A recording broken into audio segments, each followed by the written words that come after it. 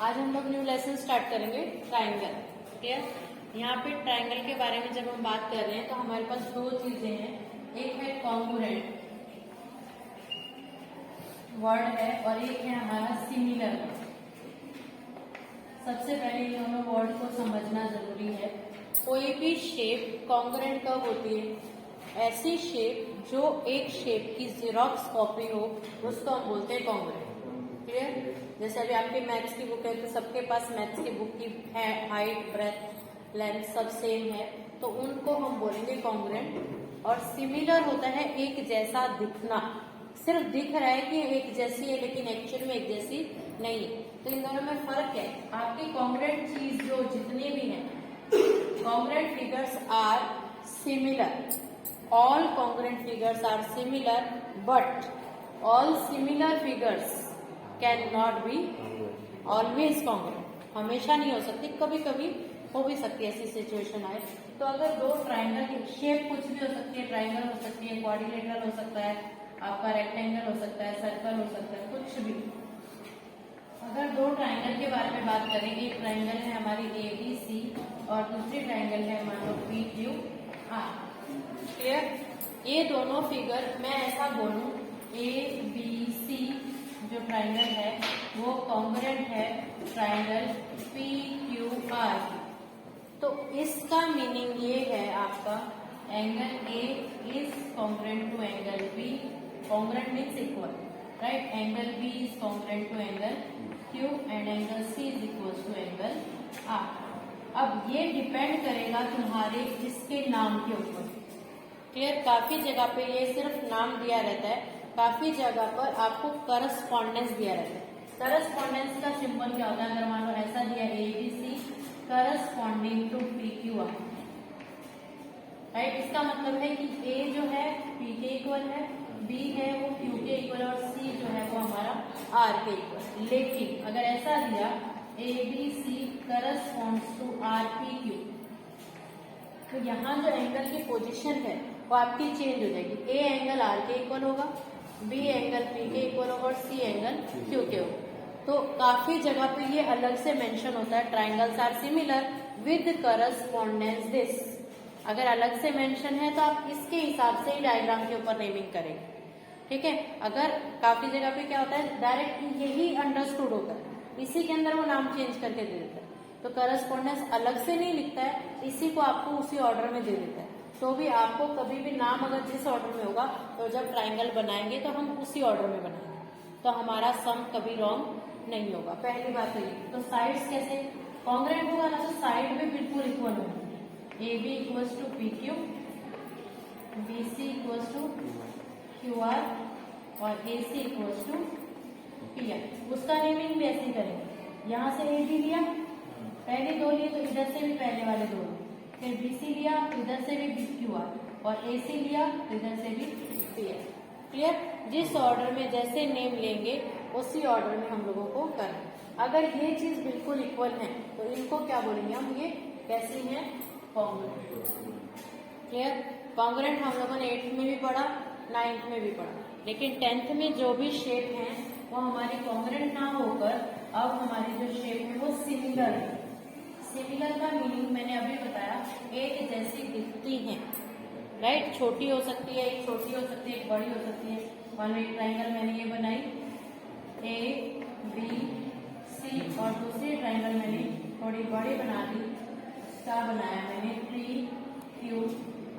इसमें भी correspondence same रहेगा, जिस ऑर्डर में नेम उसी ऑर्डर में करस्पॉन्डेंस। अब मैंने दिया triangle ABC similar to triangle PQR। अब मैंने इस ऑर्डर में लिखा है तो मेरा इसी ऑर्डर में। तो सिमिलर होने के लिए दो कंडीशन है। फर्स्ट कंडीशन जो कॉन्ग्रुएंट वाली कंडीशन थी वही है। फर्स्ट कंडीशन में क्या है? करस्पॉन्डिंग पार्ट्स आर इक्वल, यानी करस्पॉन्डिंग जो एंगल्स है, angle A equals to angle B, angle B equals to angle Q, angle C equals to angle R। Angle का कोई फर्क नहीं पड़ेगा, एंगल जैसा कॉन्ग्रुएंट में होगा वैसा ही सिमिलर। लेकिन कॉन्ग्रुएंट में क्या था? उसकी ट्राइंगल की सारी साइड भी सेम टू सेम इक्वल थी, लेकिन यहाँ पर इक्वल नहीं होगी, उनकी रेशियो इक्वल होगी। करस्पॉन्डिंग साइड्स की ratio, corresponding sides AB by PQ equal होगा BC बाय QR इक्वल होगा AC बाय PR। अगर मैं इसकी साइड ले लूँ 2, 3, 4, राइट, तो इसकी साइड कैसी है 2 to the 4 मान लो, 3 to the 6, 4 to the 8। तो जब हम इनको डिवाइड करेंगे तो 2/4, 3/6, 4/8, तो सबकी वैल्यू क्या आ जाएगी काटने के बाद 1/2 आ जाएगी। तो इस तरह से अगर करस्पॉन्डिंग सिमिलर के लिए क्या होना चाहिए आपका, corresponding parts are in proportion. Proportion का मतलब उनको अगर डिवाइड किया जाए तो उनकी जो वैल्यू है वो क्या आनी चाहिए, सेम आनी चाहिए। तो हम इन दोनों को क्या बोलेंगे, ये सिमिलर हैं। क्लियर। तो सिमिलर सबसे पहले जो हमारी एक्सरसाइज है वो, उसमें दो ही चीजें, एक तो फर्स्ट फंडामेंटल थ्योरम और दूसरा ये वाला सिमिलर है कि नहीं है ऐसा बताना। तो राइट, करस्पॉन्डेंस के हिसाब से कि क्या करस्पॉन्डेंस आएगा। ओके, तो इससे रिलेटेड हम लोग सम्स करेंगे। अब इसी से रिलेटेड हमारी एक्सरसाइज है, एक्सरसाइज 6.1, उसके जो कुछ फिलिंग द ब्लैंक्स है जो आप लोग खुद से करेंगे, ठीक है। उसमें एक डायग्राम दिया है, क्या दिया है, पहले तो दिया give 2 examples of similar figure. तो आप अपने मन से कोई भी 2 सिमिलर, जैसे अभी मैंने ट्राइंगल का एग्जांपल लिया, ऐसे आप अपने मन से सर्कल का, ट्राइंगल का, स्क्वायर का आप एग्जांपल लेके सॉल्व कर सकते हैं। उसके नीचे एक और फिगर दिया है, उस फिगर के डायमेंशन है 1.5, फिर 1.5 सारे, और दूसरे फिगर के 3 हैं, राइट। एंगल सारे अलग अलग हैं लेकिन साइड्स की रेशियो सेम है। तो आपको मैंने जब कंडीशन बताई उसमें आपको दोनों चीज कंपलसरी इक्वल होनी चाहिए, यानी आपके एंगल भी इक्वल होने चाहिए और साइड की रेशियो दोनों फुलफिल होगा तभी वो सिमिलर होगा। अगर एक फुलफिल हो रहा है और दूसरा नहीं हो रहा है तो वो सिमिलर नहीं होगा। आपकी दोनों कंडीशन कंपलसरी फुलफिल होनी चाहिए। यहाँ पर क्या है, साइड की रेशियो तो इक्वल आ रही है लेकिन एंगल इक्वल नहीं है, इसलिए ये वाली फिगर सिमिलर नहीं है। ओके, उसके आगे वाला जो टॉपिक है वो हमारा है फंडामेंटल थ्योरम, जो हम लोगों ने आप थ्योरम पहले कर लिए, सिर्फ उस थ्योरम से रिलेटेड हम लोग रिजल्ट यूज करेंगे।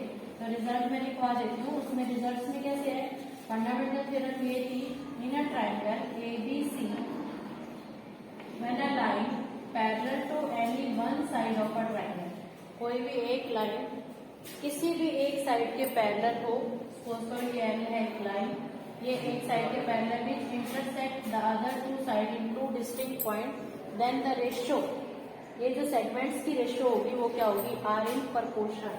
इसका मतलब यहाँ से हमने जो थ्योरम की थी वो क्या की थी, AP बाय PB इक्वल था AQ बाय QC, राइट। ये हमने थ्योरम में प्रूव किया था। इससे रिलेटेड आपका जो सेकंड रिजल्ट है उसमें क्या है, आपकी आधी साइड, ये भी एक ट्राइंगल है छोटी वाली और एक बड़े वाली ट्राइंगल है, ये दोनों ट्राइंगल सिमिलर हैं ऐसा, तो AP बाय AB इक्वल होगा AQ बाय AC इक्वल होगा PQ बाय PC, राइट। जो ऐसे रेशियो इक्वल है ना तो इसकी कन्वर्स भी इक्वल होगी। कन्वर्स का मतलब क्या, अगर इसको उल्टा कर दूं मैं, PB बाय AP लिखा इक्वल होगा QC बाय AP। आप उल्टा सीधा किसी तरह से भी डिवाइड करो, आपकी वैल्यू जो है अगर उसे, अब ऐसा नहीं कर सकते आप लोग, इसको तो उल्टा कर दो, इसको सीधा ही रखो तो मतलब नहीं है। आपकी करस्पॉन्डिंग रेशियोस जो है वो उसी ऑर्डर में होनी चाहिए, तो उनकी रेशियो क्या होगी, सेम होगी। क्लियर। तो इसी से रिलेटेड हमारा जो सम है, एक्चुअल में काफी बार एग्जाम के अंदर इस टाइप से आता है। इसके अंदर जैसे सम कैसा रहेगा, एक्सरसाइज के अंदर है हमारा सम, क्वेश्चन नंबर 1 ही है, जैसे AB यहाँ पर DE दिया है, नेमिंग कुछ भी हो सकता है, आप लोग नेमिंग अपने हिसाब से देखने के बाद ही फॉर्मूला बनाएंगे। ओके, यहाँ पे ऐसा डायग्राम है, डायग्राम के ऊपर ही डायमेंशंस दिए हैं, क्या एक दिया 1.5, फिर नीचे 3 और यहाँ पर ये 1 है और ये आपको नहीं दिया। तो इसमें कि आपसे कैसे पूछा जाएगा कि ऐसा कुछ डायग्राम बना रहेगा और आपके अंदर मिसिंग चीज कौन कौन सी है, आपको जो दिया है इन ट्राइंगल ABC, AB है, देन AE है, फिर BD है, देन फिर BC बचा है आपके पास। हो सकता है कि आप पूछे, वो डिपेंड करता है एग्जामिनर के ऊपर। AC पूछ सकता है, और इस डायग्राम के हिसाब से AC पूछ सकता है, AB पूछ सकता है और EC पूछ सकता है। क्लियर। ये सारी चीजें आपसे पूछ सकता है वो। क्लियर? तो हम लोगों ने पता है कि बाय यूजिंग फंडामेंटल थ्योरम या बेसिक प्रोपोर्शनैलिटी थ्योरम, उसमें क्या है, AB अपॉन BB इक्वल होगा AE अपॉन EC। बस यही फॉर्मूला है, याद ही रखना। AD कितना दिया है 1.5 upon 3 equals to 1 upon EC आपको निकालना है। पॉइंट हटाएंगे, नीचे क्या आएगा 0, राइट। 50 इंटू 30। अब क्रॉस मल्टीप्लाई कर देंगे, क्रॉस मल्टीप्लाई करेंगे तो यहाँ 1 बचा, तो EC की वैल्यू क्या आ गई हमारे पास 2 1 जा 2, तो ये वाली वैल्यू क्या आ गई हमारी 2। क्लियर? जब ये 2 आ गई, अब उसने AD दिया है 1.5, AE दिया है 1, BD दिया है 3, AC, अब AC ये पूरा ना, तो ये 1 है और ये 2 है, तो पूरा कितना हो जाएगा 3। AB पूछा है पूरा, इन दोनों को प्लस करेंगे तो क्या आएगा 4.5। EC हमने निकाल दिया, वो कितना आ गया 2। ऐसे आपकी 3-4 वैल्यू मिसिंग होगी तो 4 मार्क में वो लोग पूछते हैं। हो सकता है 8 वैल्यू मिसिंग हो, ऐसा डिपेंड करता है किसके ऊपर, लेकिन आपको सिंपल फॉर्मूला सिर्फ यही लगाना है, साइड्स की रेशियो लिखो, डायरेक्ट क्रॉस मल्टीप्लाई करो और वैल्यू फाइंड आउट कर दो। क्लियर? एक्सरसाइज 6.2 का ही क्वेश्चन नंबर 2 ले रहे हैं। इसमें ना क्या दिया diagram, E and F are the points on the side PQ। एक ट्राइंगल दिया है PQR, PQR। क्लियर? फिर E और F पॉइंट है, EF पैरेलल टू QR। यहाँ पर एक लाइन है, ये है E और ये क्या है F, parallel to QR। QR के पैरेलल है एक लाइन। E जो है वो PQ के ऊपर है, फिर उसमें अलग अलग कंडीशन दी। इसका फर्स्ट पार्ट है PE equal to 3.9, PQ 3, PF 3.6, FR 2.4। उसने क्या पूछा, फॉलोइंग साइड्स आर। अब आपको ये बताना है कि ये पैरेलल है कि नहीं, राइट। गिवन ही है पैरेलल, पैरेलल है या नहीं है, ऐसा आपको बताना है। तो पैरेलल होने के लिए क्या होना चाहिए, ये साइड अपॉन ये साइड इक्वल होना चाहिए, ये साइड अपॉन ये साइड। फंडामेंटल थ्योरम के हिसाब से ये है, if EF parallel to QR then the condition satisfied क्या आना चाहिए, PE अपॉन EQ इक्वल आना चाहिए PF अपॉन FR। तो वैल्यू निकालिए, देखो PE अपॉन PQ निकालो। PE है हमारा 3.9 और EQ है 3, इसको काटो तो कितना आया 1.3 आया। ये किसकी वैल्यू आई, PE अपॉन EQ की वैल्यू, राइट। अब दूसरी वैल्यू निकालो, PF अपॉन FR की वैल्यू निकालो। PF कितना हमारा 3.6 अपॉन FR है 2.4, पॉइंट से तो पॉइंट कट गया, 12 2 जा 12 3 जा, तो ये आ गया 1.5। ये दोनों सेम नहीं है ना, नहीं है ना, तो the condition is not satisfied, this implies EF is not parallel to QR। तो नॉट पैरेलल के लिए सिंबल लगाते हैं, नॉट पैरेलल टू QR। बस अगर इक्वल आ जाता तो yes they are parallel, otherwise not parallel.